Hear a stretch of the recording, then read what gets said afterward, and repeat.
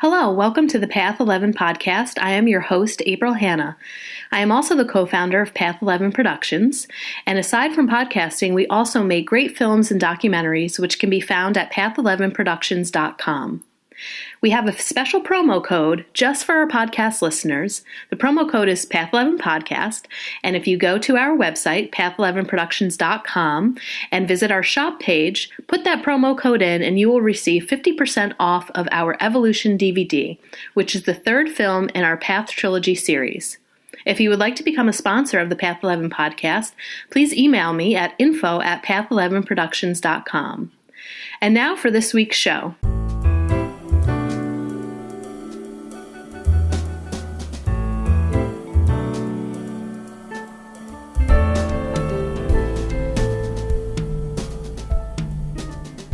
So today I am joined with Nancy Byrne, and she is the author of a new book called Choices.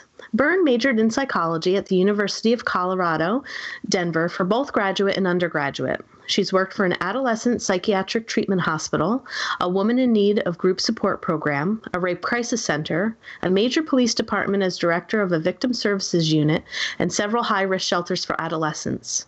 Nancy is a spiritual psychic reader and channeler for the prestigious American Association of Psychics.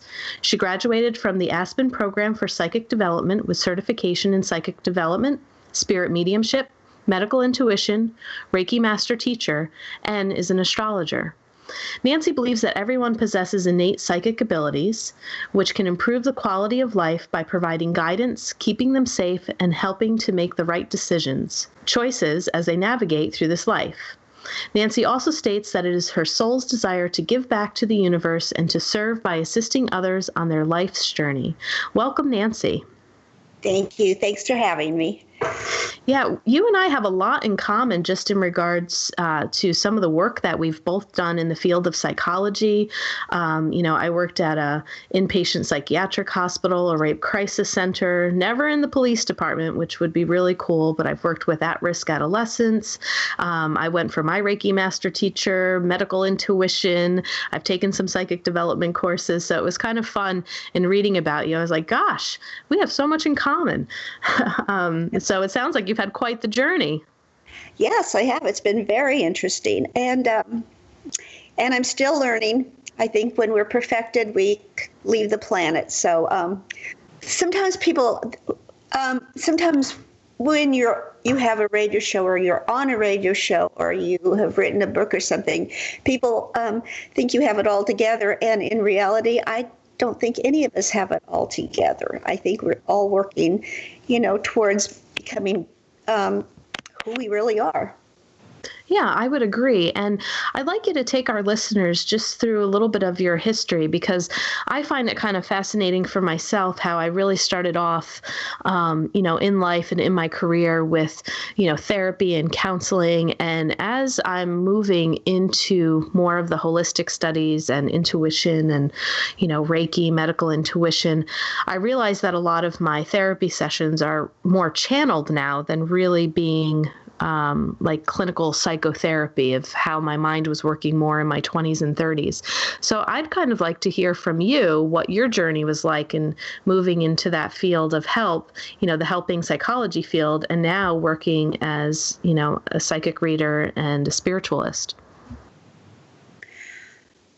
I think the two of them are fairly closely related, actually, except that one is you're listening to the source, and one you're kind of it's theory and reading what other people have discovered for themselves. In many of the presentations that I do, I know that I would say that probably a third of the audience are psychologists or psychiatrists or something. It really surprises me because they come up afterwards and tell me that about their journey and that they would like to get into the more holistic avenue because their hands are pretty much tied in psychology. And there are a lot of rules and, that you're required to documentation and all this stuff. So it's really interesting that so many therapists are now into the metaphysical, the spiritual realm, whatever you want to call it. I always had certain things that I, would know about people, and I didn't know how that was happening. And so I went to the Aspen School for Psychic Development just, I think, to get more confidence. And the thing is that I feel like no matter how much training you get, no matter how much experience you've had, no matter how wonderful everyone says you are, we as human beings always seem to doubt our abilities or feel uncomfortable or think we're not good enough. And I've encountered that with so many people. There's this quick little verse I wanted to read, and then I kind of wanted to go into this a little bit, but it's supposedly from St. Augustine, and it says, "Men go forth to wonder at the heights of mountains, the huge waves of the sea, the broad flow of the rivers, the vast courses of the stars, and they pass themselves without wondering." And that's something that really piques my curiosity, is we always think we're lacking, we're not good enough, we're not pretty enough, we're not smart enough, we don't have good enough personalities. If we would stop and just think about the miracles that we all are, we would blow ourselves away. If we would quit chastising ourselves and belittling ourselves and criticizing ourselves over everything we do. And, for me, I came from a really abusive childhood, and I was always told that I was unlovable and no one would love me. And you let some of those things into your spirit, and they're not true.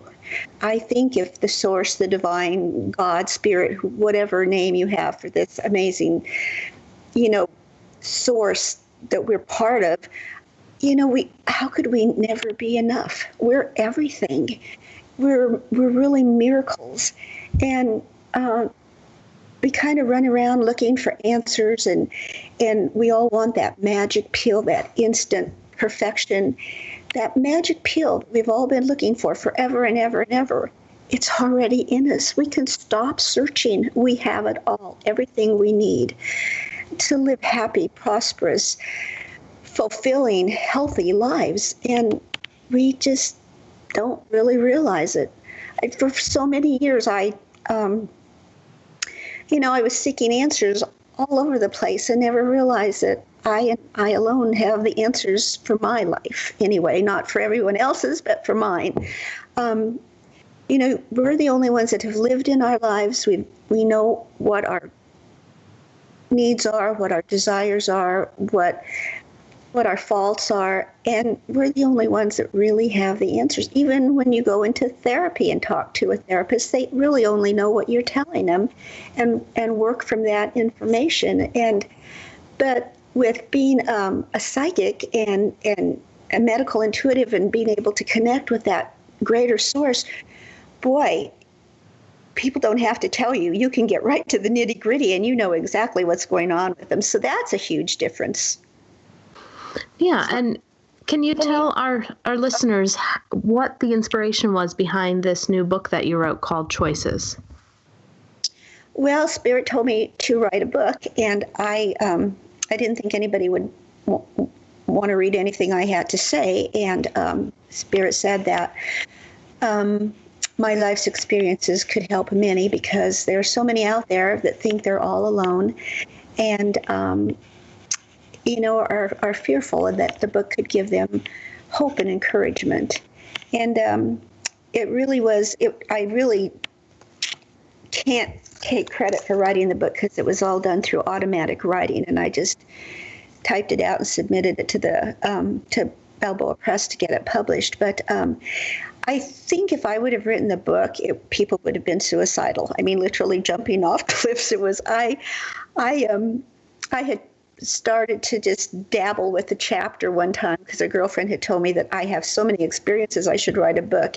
And I wrote this chapter, and it was doom and gloom, and oh, poor pitiful Pearl. And it was even entitled Something's Missing, and I Think It's Me. And Choices is really, really upbeat. In some places it's tongue-in-cheek, so Spirit has a very good sense of humor. People have commented on, the great sense of humor, and each chapter has a different lesson, a different kind of targets a different area of things we all go through in life. It really is pretty helpful. Since I didn't write it, I can say this. I think it's a really, really good book. But now in retrospect, you just keep growing, and I think it was it was a primer to start out, just kind of lay down some foundations and go from there. And I feel like I'm going to be writing another book that gets more to the meat of things. Now, you mentioned automatic writing. Can you describe what automatic writing is, what that process is? How does one go through that and actually get these channeled messages so people can understand when you say, I didn't actually write the book, what that means? Well, when you see a therapist and they ask you to journal, and it's just connecting with your inner self, your inner guidance, and you just let your mind go blank and you just start writing. And it feels very uncomfortable initially because you just think, well, this is crazy. How can I be, but it's the same thing. Automatic is the same thing. As a therapist, you call it journaling, and as a psychic, you refer to it as automatic writing. I write letters to Spirit. Dear Spirit, please tell me such and such and such, and ask them specific questions, or if I have clients, ask them specific questions, but it's always for their highest good and greatest joy. And it still blows me away, April, the things that somebody can be on the other side of the world, and you know exactly what's going on in their life. And it's really, at first, it was kind of scary to me that I could do this. I thought, my God, I'm invading other people's privacy. But whenever someone is looking for the answers, Spirit is always there and wants to provide the answers. If you have questions and you ask, you really shall receive. I think that's all there is to it. Spirit wants to give you all the desires of your heart. And whenever you do have a desire in your heart, I believe that was put there by Spirit, and so you have also been given every single thing you need to fulfill that desire. Everything. You're not, and also another thing I really want to mention is that Spirit does not test us. So many people say that, they're being tested, they're being, rung through the ringer, and Spirit doesn't test you. Almighty God, Spirit, the source, the divine, whatever name you want to call this source, already knows everything and already knows what you're capable of and what you're not capable of. You're not going to be given a challenge or an obstacle that you can't overcome, and then you lose all confidence in yourself. It may not seem like it at the time, and it usually doesn't for me. But what we're really being given is a tremendous opportunity for personal growth and personal empowerment. When you think an obstacle is insurmountable, when you're terrified to do something, and you just take that chance and do it anyway, and you succeed, your confidence soars, not only in yourself, but in Spirit. And I know that my greatest lessons and my greatest accomplishments were things that I was terrified, just absolutely terrified to do. For instance, I live on beautiful Whidbey Island. It's paradise. And I am terrified. I have been terrified of water. As a small child, my dad tried to drown me, and I can still remember trying to breathe air and get water. And I never even heard of this place. And I was going to see a massage therapist, and she invited me and my husband to come and stay with her, and she said she'd have a book signing. Well, the bells in my head went off. I was so excited. Somebody's going to have a book signing for me. Wow, this is great. I didn't even hear the word island. So I went home and talked to my husband about it, and he said he's really well-traveled. I'm not. That he'd heard it was a beautiful place, and he'd never been here. He's been to Seattle, but he's never been to Whidbey Island. And he had the vacation time, so yeah, let's go.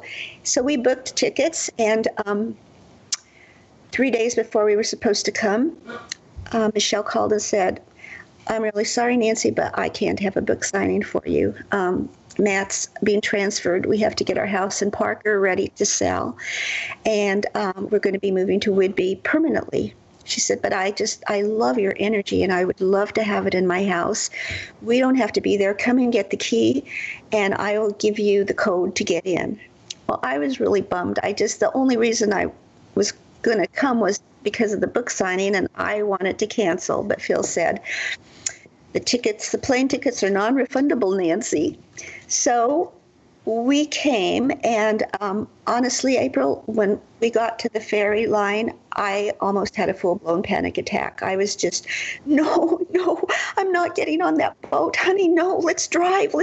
He said, "Nancy, it's an island. There's no other way onto the island." But on the boat, we found out since that there is another way, but it's equally as terrifying. And I just, no, I'm not getting on that boat, Phil. And he said, "Nancy, we don't have reservations at any hotel. It's tourist season. Let's just go and enjoy it." So we got on the boat, and my fingernail marks are still in the upholstery of that rental car. And we came, and I ruined the whole trip because all I could think about was getting back on that darn boat to get home. So I just sat on the balcony of her house, and that was it. And then on the way, when we got back home, I was just furious with Spirit. I felt deceived and misled, and I was really disappointed. So I did another automatic writing, and I said, "Dear Spirit, you're Almighty God. You know everything. Why did you have Michelle invite me to come to this island when you knew she wasn't going to have a book signing for me?" And Spirit said, "I had Michelle invite you to go to Whidbey Island because you're going to be moving there, Nancy, and I want you to move by the end of the summer." And I thought, "Bet me, there's no way I'm moving to an island. This is ridiculous." But then I started having dreams about being on the island, and one of the dreams I had was I was swimming below the ocean, kind of along the ocean floor with a little blowfish and a great white shark. And it was so beautiful and serene and peaceful. And I could literally breathe underwater in my dream. It was just like I didn't want that dream to end. So I got up and wrote another letter to Spirit, and I said, I don't know how I could have been so wrong, but I thought you said you wanted me to move to Whidbey Island. And I know that's not going to happen. And Spirit said, "Nancy, you still need to learn to trust and to let go. And you will flourish on the island, and our book will flourish there. And I want you to be there by the end of the summer." Well, it was the end of June when we came the first time.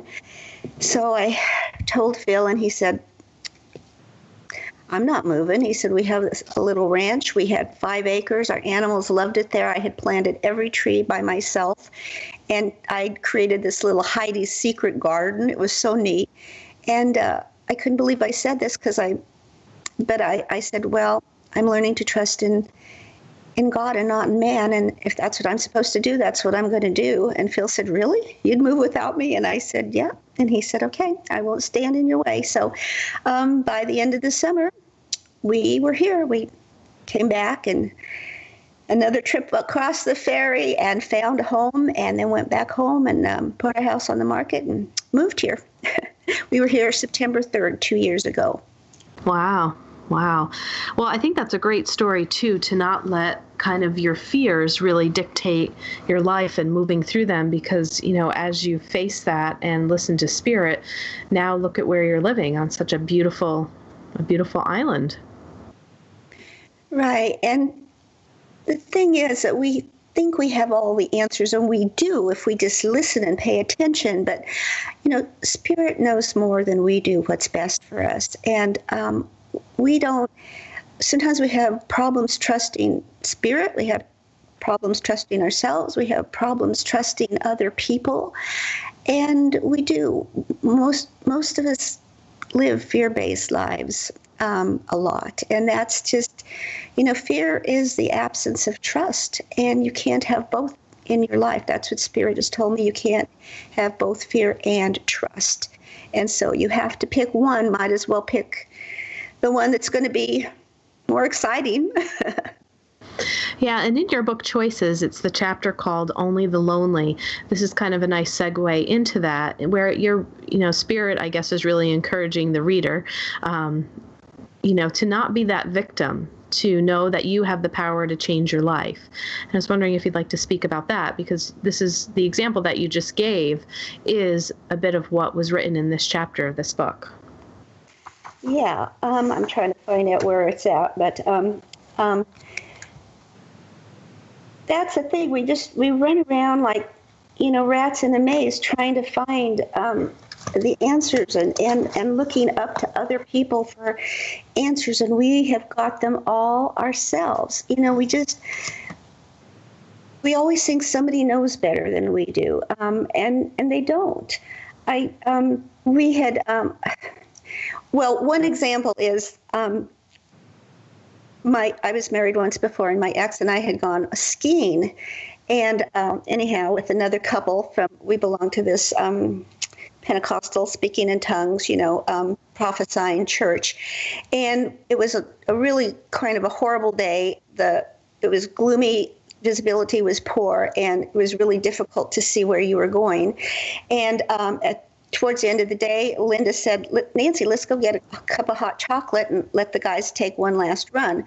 And my ex said, "No way. We paid a lot of money for these tickets, and we're going to take the last run."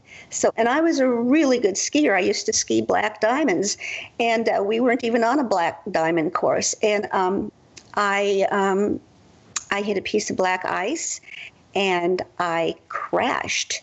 And it was really bad. My whole face looked like I'd been beat up. I had like rug burns and everything. And my knee, Tim, my ex, thought I was going to have to be taken down in one of those, I call them body bags. But I scooted down on my rear end. Well, the next year, you'd have thought I would have learned my lesson. We were on the exact same slope with the exact same couple, and the exact same thing happened. Linda wanted to go down to the lodge and have a cup of hot chocolate, and I told him, and he said, "No, we've got to get more bang for our money. We paid a lot of money for these tickets." And my spirit guides were literally screaming at me to get off of that mountain. And I said, "No, look what happened last year. I hurt my leg." And he said, "Don't be ridiculous. That's not going to happen 2 times in a row." So I went on one last because I didn't want to get in an argument in front of other elders from the church, because I didn't think that was appropriate for elders to argue. And this time, I ended up getting carried down on a body bag. If you would have seen me, I executed the most amazing, beautiful flip. You would have thought I was in the Olympics, honestly, except that I landed on my face. And I couldn't walk. Every time I tried to move, my knee went out of the socket. And that's what we do. We don't listen to our own inner guidance. We listen to everyone else around us, and to our detriment. And that's happened time and time again. When I worked at the police department, this really sweet lady came in, and she said that, she felt she could trust me because people in the community said that I really cared about everyone. And she needed me to take her to the hospital because she thought her neck was broken. I was like, "Oh my God, I'll get an ambulance." And she said, "No, you can't tell anyone. My husband will kill me, and he will kill the kids if I ever reported him. She said, I just need help getting into the hospital because I think he broke my neck. So I'm driving her in my car, and I'm trying to talk to her and say, you know, I can get you in a shelter. I've got certificates. I can put you in a hotel room and get you back to your family. And she was like, no, it will bring dishonor to my family. And I said, you can't stay with him, you know, and can't you go back to your parents? And she said, no, it would bring dishonor to my family. And she had 2 little girls. So I took her in to the emergency room, and they had her on the stretcher, and we were holding each other's hands, and she was thanking me. She said, you have been like a sister to me. She said, you have shown me more kindness than anybody I've ever met. And at that moment, I had a flash of her lying on these stairs with her face down on the ground in a puddle of blood. And I looked away real quick, and I know she knew because she let go of my hand. And it was very polite. After that, she said, thank you for bringing me here. And you know what, April? About 4 weeks later, about 6 weeks later, that's exactly what happened. We found her on the ground. He had killed her. And so by not listening to her inner guidance, and maybe that was her contract and what she needed to do for her, you know, for her well-being, but she ended up not only losing her own life, but she was trying to protect her children and the honor of her family. And her kids were going to lose not only their mother, but their father. And I don't know what was going to happen to their kids. We really, really need to listen to our own inner guides, because sometimes literally we are taken out in a body bag. And our lives are gifts from God. And we need to take these gifts and make the most of them. We can move mountains, and we literally can move mountains if we knew all that is within us. We are, you know, there's this verse. I went to Bible college, so this is all I know. I'm not trying to prophesize or anything, but there's a verse that says, all these things that I do and more shall ye do. And it's true. When we lived in Elizabeth, there was a family of little kids that lived cat-a-corner to us, and I know we're getting short on time, so I'll hurry. But anyhow, their dad had put up a trampoline for them, and he'd cemented it he'd put it in cement because we had really high winds. We even had tornadoes in Colorado.